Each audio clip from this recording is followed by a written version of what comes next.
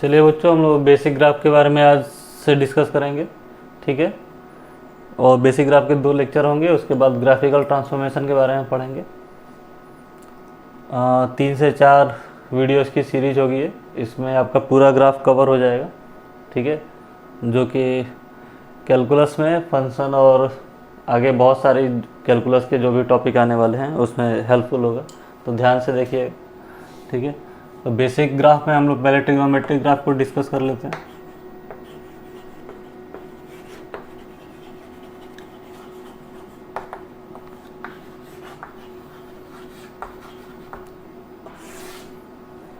तो trigonometric graph में पहला ग्राफ किसका है? साइन एक्स का है। तो साइन एक्स के ग्राफ को बना लेते हैं।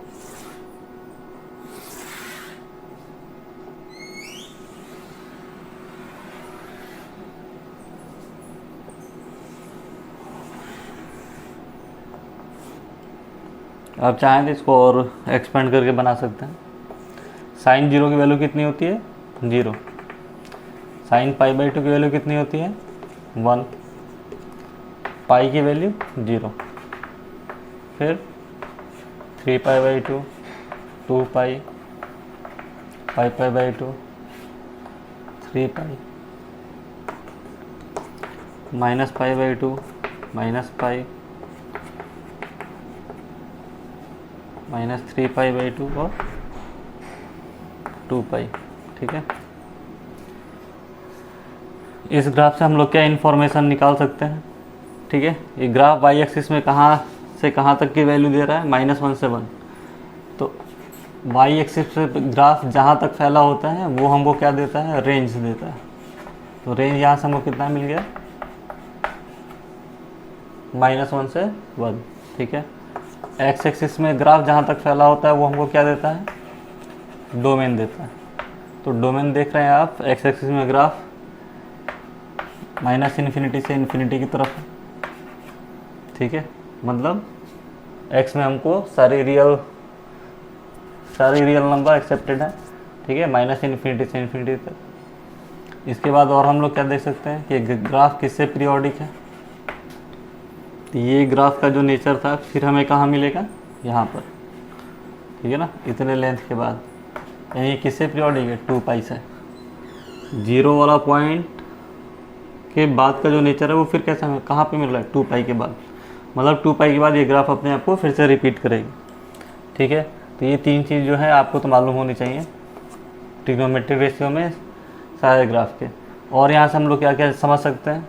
ये ग्राफ कैसा है? तो कंटिन्यूअस ग्राफ है। क्या इस ग्राफ में कहीं ब्रेक आ रहा है?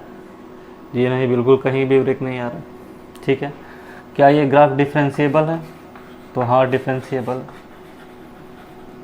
ठीक है, डिफरेंशिएबिलिटी कैसे ग्राफ के थ्रू हम चेक करते हैं? अगर कोई भी ग्राफ ले लेते हैं, उस ग्राफ में अगर ऐसा शार्पेज नहीं आ रहा है, इसका मतलब वो ग्राफ कैसा है? डिफरेंशिएबल है। ठीक है ना, शार्पेज से दिक्कतें क्या होती हैं? शार्पेज के जस्ट पीछे के पॉइंट पे अगर हम एक टेंजेंट ड्रॉ करें तो इधर आएगा, उस शार्पेज के जस्ट बाद में एक टेंजेंट ड्रॉ करेंगे तो इधर आएगा। ठीक है, और हमें मालूम है कि डिफरेंशिएशन को ऐसे हम लोग लिखते हैं dy/dx। ये dy/dx एक्चुअली बताता क्या है? Tangent on curve. क्या बताता है? Tangent on curve. किसी भी कर्व पे अगर हम टेंजेंट ड्रॉ कर रहे हैं, तो अगर एक शार्प पॉइंट पे, शार्प पॉइंट के जस्ट लेफ्ट हैंड साइड और राइट हैंड साइड में कितने टेंजेंट बन रहे हैं? 2 टेंजेंट बन रहे हैं। ठीक है, अब किसी भी पॉइंट पे 2 टेंजेंट बन रहे हैं तो ये पॉसिबल नहीं होता है। एक पॉइंट पे एक ही टेंजेंट पास होता है। तो जहाँ पर हमको शार्पेज मिल जाएगा, इसका मतलब कि वो फंक्शन हमारा डिफरेंशिएबल नहीं होगा। तो क्या इस कर्व में हमको कहीं शार्पेज मिल रहा है? बिल्कुल नहीं मिल रहा है, यानी ये फंक्शन डिफरेंशिएबल है। तो इसको ध्यान रखिएगा। dy/dx represent tangent on curve, और कर्व में हम देखेंगे कि कहीं भी शार्प पॉइंट आ रहा है, यानी वो फंक्शन उस पॉइंट के बाद डिफरेंशिएबल नहीं है। जनरली आपको शार्पेज मॉडुलस फंक्शन में, ठीक है, इनवर्स ट्रिग्नोमेट्रिक फंक्शन में मिल सकता है। और हम लोग यहाँ से क्या देख सकते हैं, कुछ जनरल सॉल्यूशन देख लेते हैं। साइन एक्स की वैल्यू 0 कहाँ पर होगी, तो कहाँ पर साइन एक्स की वैल्यू 0 दिख रही है आपको, x इक्वल टू 0 पे, पाई पे, 2 पाई पे, 3 पाई पे, यानी 0 पाई 2 पाई 3 पाई एंड सो ऑन। तो जनरल सॉल्यूशन हम लोग क्या ले सकते हैं, x बिलोंग्स टू n पाई, ठीक है।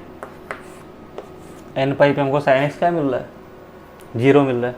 उसी तरह आप चाहें कि साइन एक्स की वैल्यू 1 कहाँ पर मिल रही है, तो आप चेक कर सकते हैं साइन एक्स 1 कहाँ पे मिल रहा है। तो पहले लिख लीजिए x बराबर कहाँ पर मिल रहा है, पाई बाई 2 पे, फिर कहाँ मिलेगा 5 पाई बाई 2 पे, ठीक है। उसके बाद फिर कहाँ मिलेगा 9 पाई बाई 2 पे एंड सो ऑन। हमें जनरल सॉल्यूशन लिखना है, तो आप यहाँ पे ध्यान दीजिए, पाई बाई 2 में हम लोग कितना ऐड कर रहे हैं, तो 5 पाई बाई 2 मिल रहा है 2 पाई। ये फंक्शन किससे पीरियोडिक है, अभी लिखा है यहाँ पे 2 पाई से, यानी इसको जनरली हमें लिखना हो तो क्या लिखें, 2n+1 pi by 2 x belongs to, ठीक है। यहाँ पर n क्या होना चाहिए, इवन इंटीजर, ध्यान रखिएगा। इवन इंटीजर मतलब 0 2 4 6, 0 रखेंगे तो हमको क्या मिल जाएगा, पाई बाई 2, ठीक है। 2 रखेंगे तो क्या मिल जाएगा, 5 पाई बाई 2, क्लियर है। 4 रखेंगे तो क्या मिल जाएगा, 9 पाई बाई 2। तो इतनी चीज़ें तो आपको जनरली मालूम होनी चाहिए ग्राफ के थ्रू, ठीक है। ग्राफ एक्चुअली में इसके बारे में पूरी हिस्ट्री बताता है, ठीक है। इसकी कुंडली एक तरह से बताता है। जैसे हम कहें कि 0 से पाई बाई 2 में ये साइन एक्स कैसा फंक्शन है, ये दिख रहा है ना कि इसकी वैल्यू बढ़ रही है। तो 0 से पाई बाई 2 में कैसा फंक्शन है, तो इंक्रीजिंग फंक्शन है। पाई बाई 2 से पाई में कैसा फंक्शन है, पाई बाई 2 से पाई में डिक्रीजिंग फंक्शन है, क्लियर है। तो बहुत सारी चीज़ें हैं, इतनी चीज़ें फिलहाल आपको आनी चाहिए।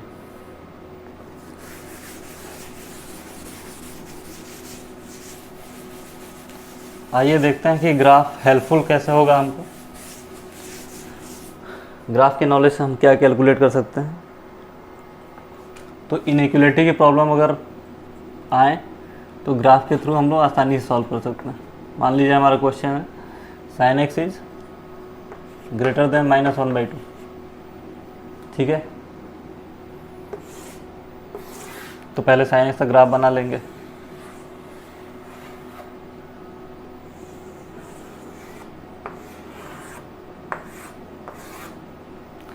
-1/2 कहाँ पर आएगा, y इक्वल टू -1/2 इधर कहीं आएगा, ठीक है। यानी ये वाली कोई लाइन होगी ऐसे, जहाँ पर ये कट हो रहा होगा, ठीक है। हमको सॉल्यूशन चाहिए, कह रहा है कि -1/2 से क्या होना चाहिए, बड़ा होना चाहिए। x की वो वैल्यू बतानी है जो sin x हमेशा -1/2 से बड़ा है। तो ये जो पॉइंट कट रहा है, ये वाला पॉइंट हो गया, ये वाला पॉइंट हो गया। तो ये वाला कर्व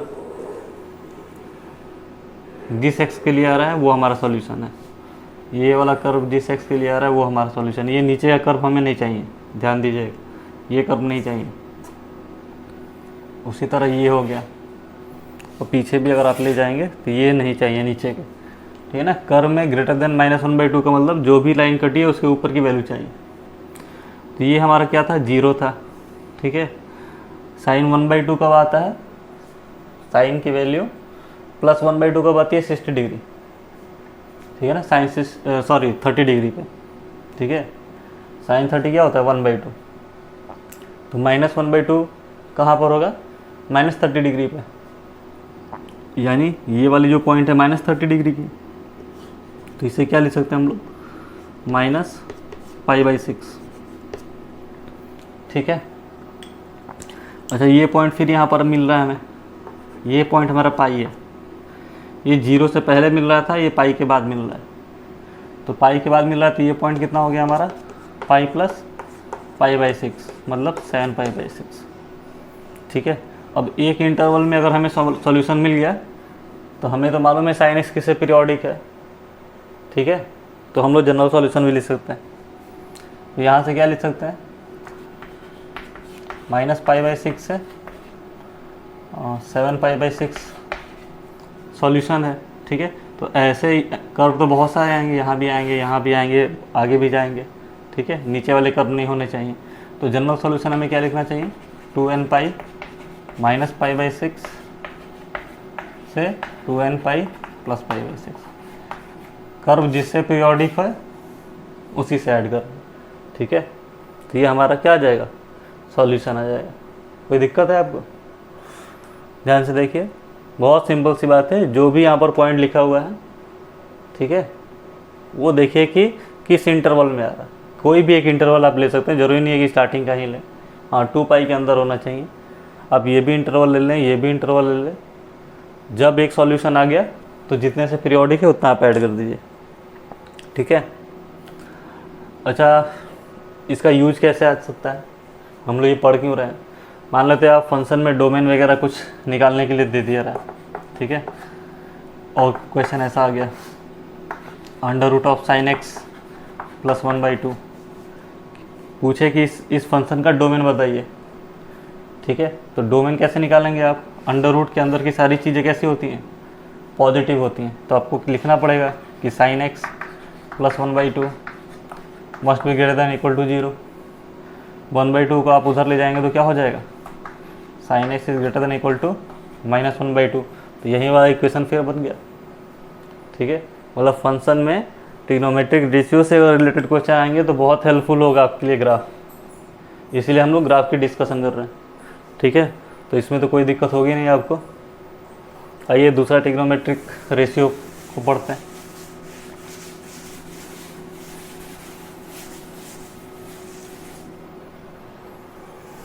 दूसरा हमारा ट्रिग्नोमेट्रिक रेशियो क्या है, कोसाइन एक्स कॉस एक्स। ठीक है, तो कॉस एक्स का ग्राफ हमें मालूम है, cos 0 1 होता है, cos 90 0 होती है। ठीक है, आप चाहें तो इस ग्राफ को नेगेटिव एक्स एक्सिस में बना सकते हैं।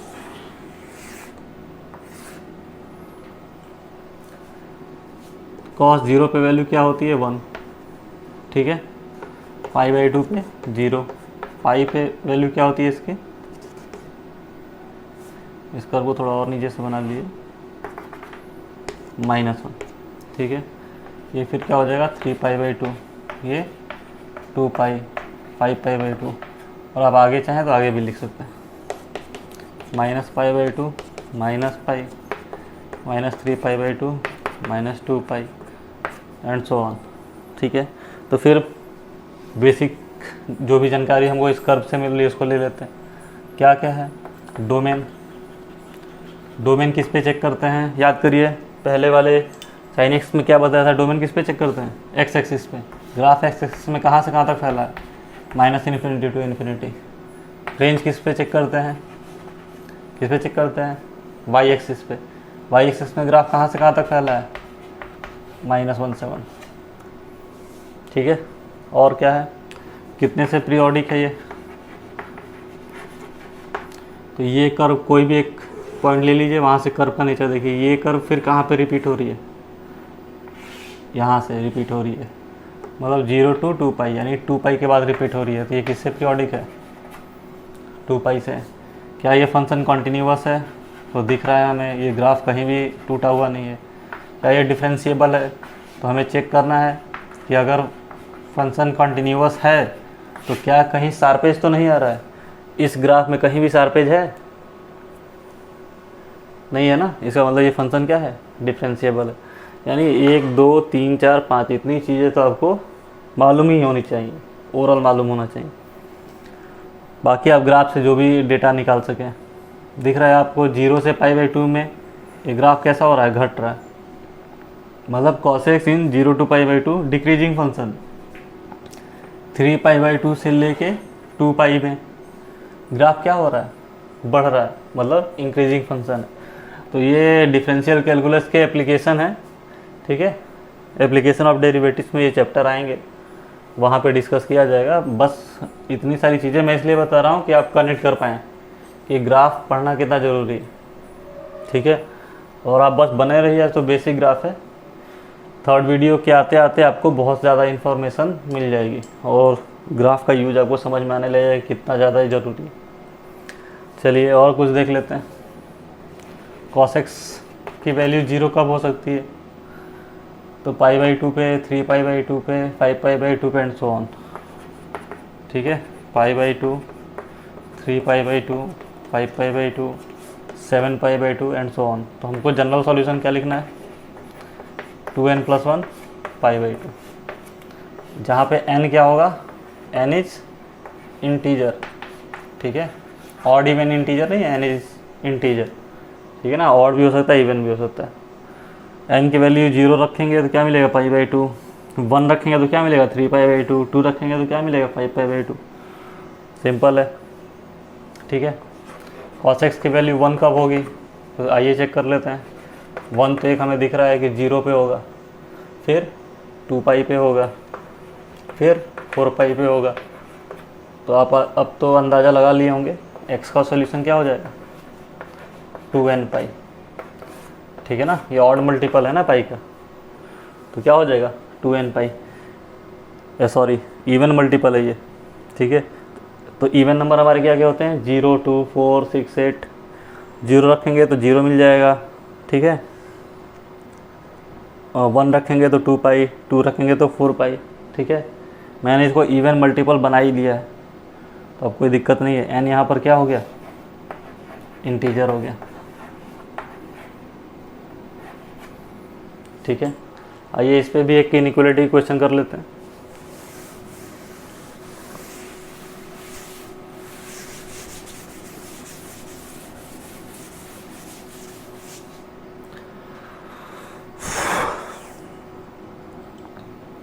वही डेटा ले लेते हैं। cos x is less than equal to -1/2। ठीक है, तो cos x का पहले ग्राफ बना लीजिए अच्छे से।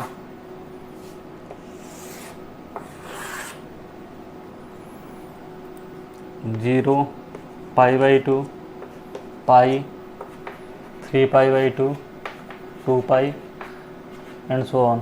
आप चाहें तो इधर भी बना लें।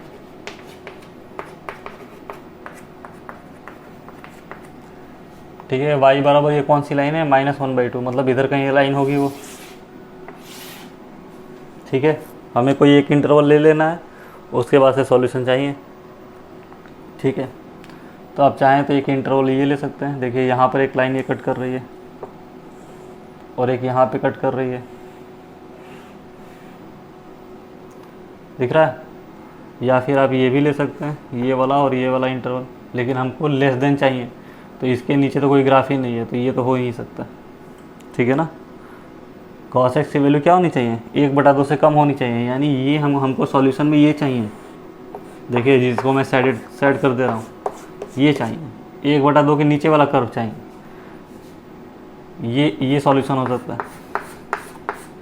ठीक है, तो आप ये वाला इंटरवल चाहें तो ले सकते हैं। अब ये वैल्यू क्या है और ये वैल्यू क्या है आपको पता करना है। बताइए, cos x 1/2 कब होता है? 60 डिग्री पे। ठीक है, 60 डिग्री मतलब π/3। तो ये पॉइंट क्या होगा और ये पे पॉइंट क्या होगा? ठीक है, ये 0 है, ये 90 है। ठीक है, यहाँ पर अब कब मिलेगा 60 डिग्री? ठीक है, ये सारी लाइन इक्वल है ना, दिख रही होंगी आपको, यहाँ पर भी है। तो ये पॉइंट आप बताइए, ये कितना एंगल होना चाहिए? कितना होना चाहिए? हाँ, दिमाग लगाइए, सोचिए। ये हमारा क्या है? π/2 है।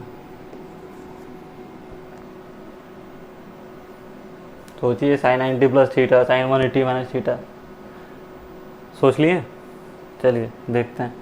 ये π/2 है हमारा, और cos 60 डिग्री क्या होती है? 1/2 होती है। 60 मतलब π/3। ठीक है, तो ये चीज़ कितने पे मिलेगी हमें? तो देखिए पाई हमारा इधर है कहीं। ठीक है, पाई में π/3 माइनस कर देंगे तो ये पॉइंट मिल जाएगा, पाई में पाई/3 जोड़ देंगे तो ये वाला पॉइंट मिल जाएगा। तो ये वाला पॉइंट कितना हो गया, पाई प्लस पाई/3 मतलब 4π/3, और पाई माइनस पाई/3 दैट इज़ 2π/3। तो ये हमको रीजन मिल गया, ये वाली रीजन मिल गई। ठीक है, बस अब रीजन मिल गया तो कोई सॉल्यूशन में कोई दिक्कत नहीं आनी चाहिए। x बिलोंग्स टू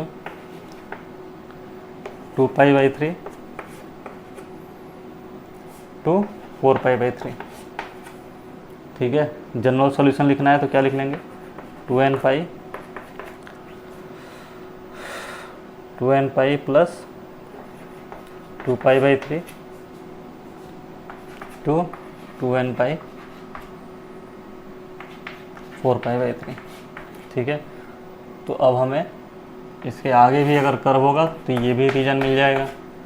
ये रीजन तो निकाल ही चुके हैं, ये भी मिल जाएगा और ऐसे ही निकल जाएगा। ठीक है, तो ये हमारा सॉल्यूशन हो गया 2n पाई प्लस 2π/3 से 2n पाई प्लस 4π/3।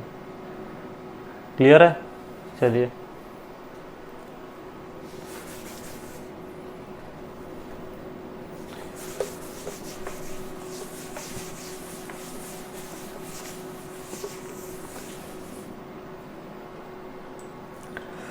आइए एक और न्यूमेरिकल देखते हैं।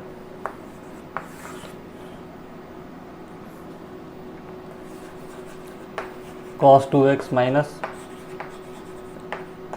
sin 2x। ठीक है,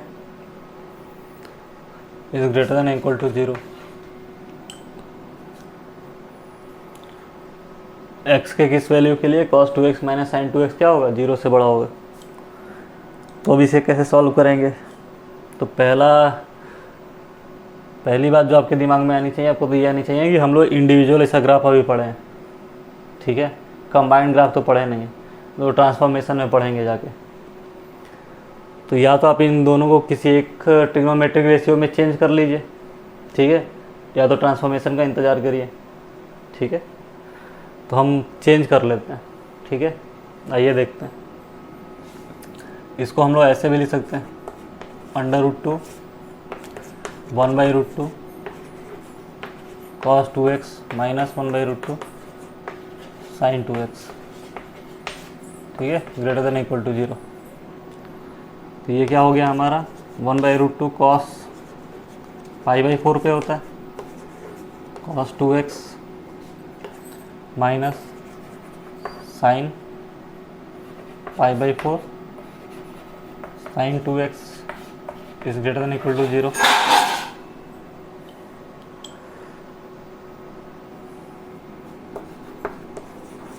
cos a cos b minus sin a sin b किसका फॉर्मूला होता है, cos a प्लस b का। ठीक है, cos a प्लस b।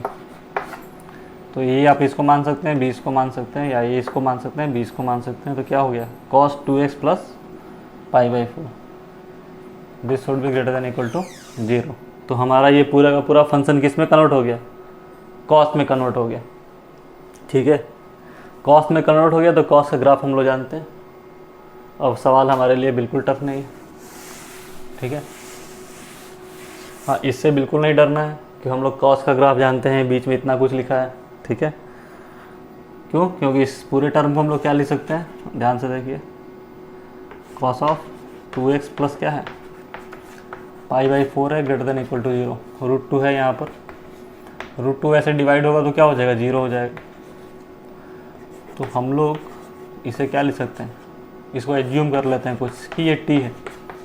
ठीक है, तो पहले t के लिए सॉल्यूशन निकाल लेते हैं। t का जो सॉल्यूशन होगा फिर वहाँ पर x को सब्स्टिट्यूट कर दिया जाएगा। आइए तो ग्राफ बना लेते हैं फिर, कॉस का ग्राफ।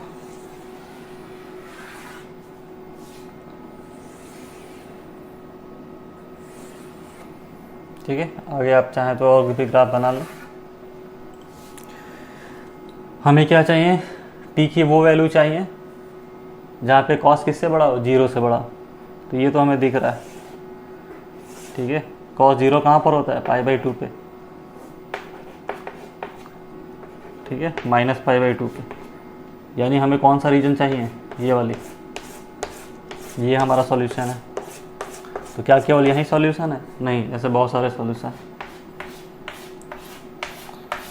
तो इसकी हमें टेंशन नहीं लेनी है कि कितने सॉल्यूशन है ऐसे, ठीक है, क्योंकि हमें मालूम है कि कॉस किससे पीरियोडिक है। तो आप एक सही इंटरवल बस ले लीजिए, उसके बाद आपके लिए क्वेश्चन में कोई ख़ास चीज़ नहीं रह जाएगी करने के लिए। तो यहाँ से हमें क्या पता चल गया कि कॉस जो है -π/2 से π/2 में क्या है, 0 से बड़ा है, 0 या 0 से बड़ा है। तो जनरल सॉल्यूशन क्या लिख लेंगे, 2nπ -π/2 2nπ + π/2। क्या यही हमारा सॉल्यूशन है? बिल्कुल नहीं। ये सॉल्यूशन किसके लिए आया है? t के लिए। हमें किसके लिए चाहिए? x के लिए। तो जहाँ पर t है वहाँ पे क्या सब्स्टिट्यूट कर लेंगे, 2x + π/4। तो इसको यहाँ पे लिख लेते हैं, 2nπ -π/2 2x + π/4 2nπ + π/2। ठीक है, π/4 इसमें से घटाएंगे तो π/2 में से π/4 और माइनस करेंगे, कितना हो जाएगा, π/2 - π/4 4 2π - π दैट इज़ 3π/4। ठीक है, तो ये कितना हो गया, 2nπ - 3π/4 2x। ठीक है, π/2 में से π/4 सेपरेट करेंगे तो कितना आ जाएगा, π/4। ठीक है, हमको x के लिए सॉल्यूशन चाहिए, अभी भी 2 यहाँ पर है, तो इस पूरे इक्वेशन में 2 से डिवाइड कर देंगे तो क्या आ जाएगा, ध्यान से देखिएगा, n π माइनस 3π/8 x nπ + π/8। यानी ये हमारा सॉल्यूशन हो गया। उम्मीद है कोई दिक्कत आपको इसमें नहीं समझ में आई होगी। हाँ, इम्पॉर्टेंट बात क्या थी कि अगर इक्वेशन कैसे दिया हो, सम या डिफरेंस में करके दिया हो, तो आप उसको कोशिश करिएगा कि ट्रिग्नोमेट्रिक फार्मूले की मदद से हम उसको किसी एक ट्रिग्नोमेट्रिक रेशियो में कन्वर्ट कर लें। ठीक है ना, जैसे cos x - sin x दिया है, cos x + sin x दिया है, तो उसको पहले एक में कन्वर्ट कर लें। ठीक है, उसके बाद सवाल में कोई भी खास चीज़ बचेगी नहीं आपके लिए। चलिए,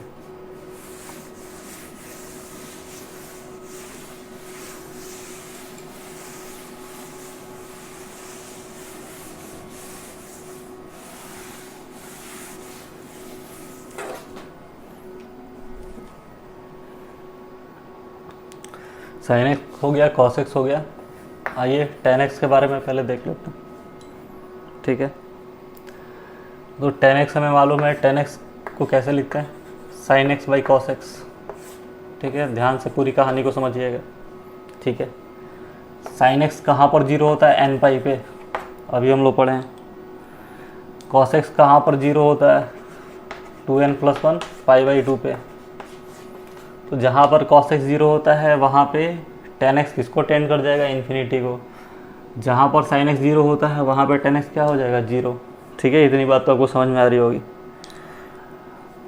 तो जहाँ पर ग्राफ इन्फिनिटी को टेंड कर रहा है वो वाले पॉइंट्स हम लोग लिख लेते हैं। ठीक है ना, ये 0 है, ये π/2 है, ये फिर पाई 3π/2 2π। ऐसे ही ग्राफ आप आगे बनाते जाएं।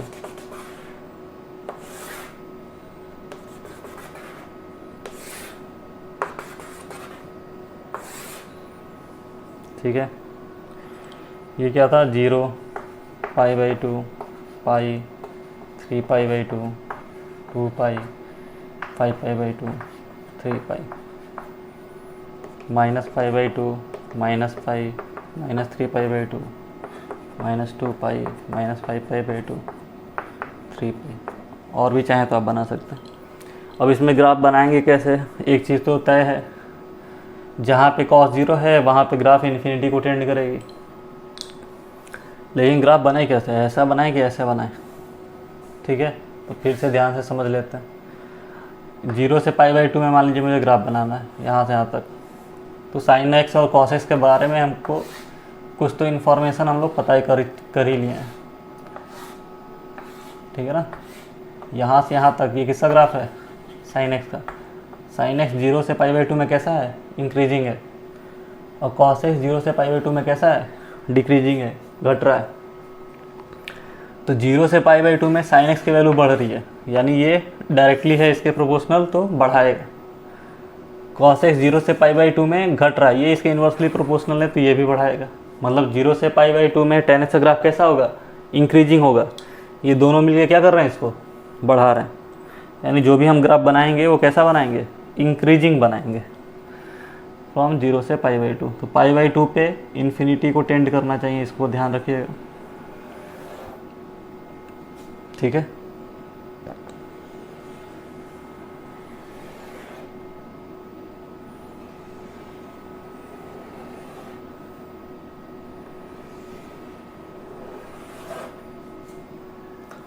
उसी तरह इधर भी आप बना सकते हैं।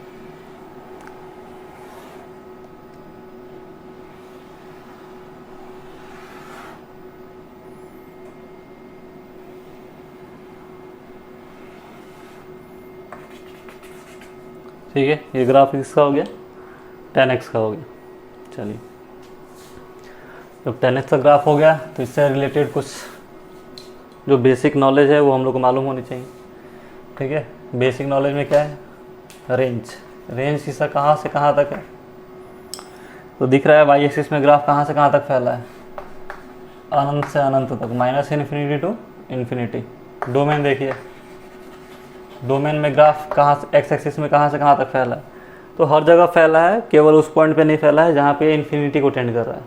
तो इन्फिनिटी पे कहाँ पे टेंड कर रहा है, यहाँ पर, जहाँ पे cos x 0 है। इसका मतलब सॉल्यूशन इसका क्या होगा, all real number except 2n + 1 π/2, ठीक है। अच्छा, यहाँ पर इन्फिनिटी पे टेंड कर रहा है, इसका मतलब ये भी है कि ग्राफ ये कैसा है, डिसकंटिन्यूअस है, ठीक है ना।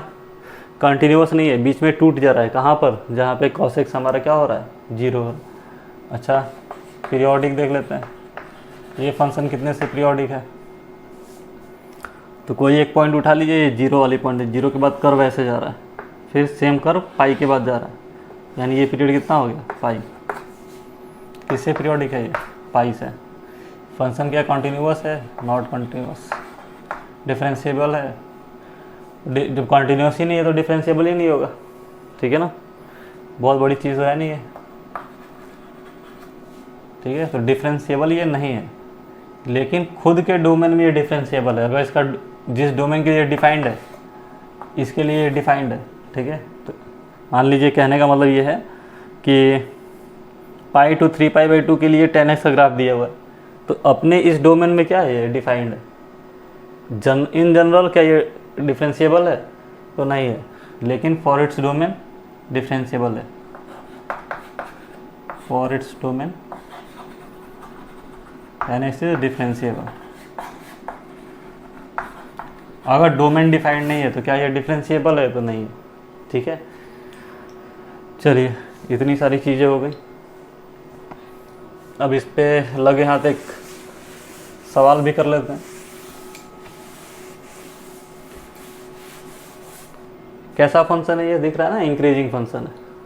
मान लेते हैं क्वेश्चन हमें दे दिया tan x इज <4, ठीक है, इसे सॉल्व करना।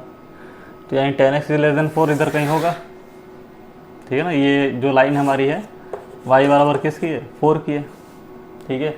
किसी एक इंटरवल में डिफाइन कर लेंगे तो पीरियोडिक कर देंगे। उसके बाद इस वाले को देख लेते हैं, ये यहाँ पे कट कर रहा है, 4 से कम होना चाहिए, मतलब ये इसके नीचे ही ग्राफ ये सारी होनी चाहिए। ये हमारा सॉल्यूशन है, ठीक है ना। केवल इस पे ध्यान रखिएगा, इस इंटरवल पे, ठीक है, मतलब ये वाला रीजन।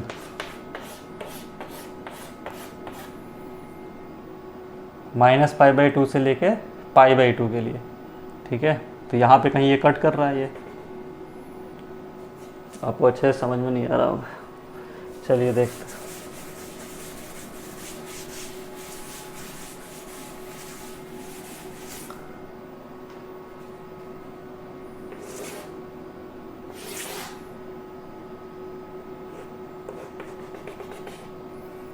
ठीक है, मैं केवल एक इंटरवल बनाया हूँ जिससे ये पीरियोडिक है।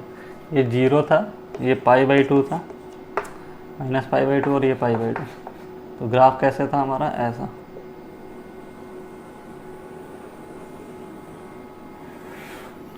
ठीक है, सवाल क्या था, 10x इज लेस देन 4, तो इधर कहीं कटता 4, ठीक है ना। यानी ये x की कोई एक ये वैल्यू होती, अभी जो वैल्यू होगी हम लोग निकाल लेंगे। तो क्वेश्चन कह रहा है कि इसके ये जो लाइन कट रही है, ये y = 4 वाली लाइन है, इसके नीचे का जो भी है वो सॉल्यूशन है हमारा। मतलब ये सारे सॉल्यूशन है यहाँ से लेके यहाँ तक, मतलब ये सारे x की वैल्यू आएगी इसमें। ठीक है, तो हम लोग चेक कर लेते हैं कि 10x 4 होगा कब। तो x बराबर क्या हो जाएगा, tan 1/4। ठीक है, tan 1/4 कोई थीटा होगा जिसके लिए ये हमको वैल्यू 4 दे रहा होगा। तो ये किस में कहाँ से कहाँ तक लाई करता है, -π/2 से इस पॉइंट तक, ये पॉइंट tan 1/4 तक, यानी -π/2 टू tan 1/4। ठीक है, जनरल सॉल्यूशन लिखना, ये कितने से पीरियोडिक है, कितने से पीरियोडिक है, n π से, n π -π/2 2x n π plus tan 1x। ठीक है,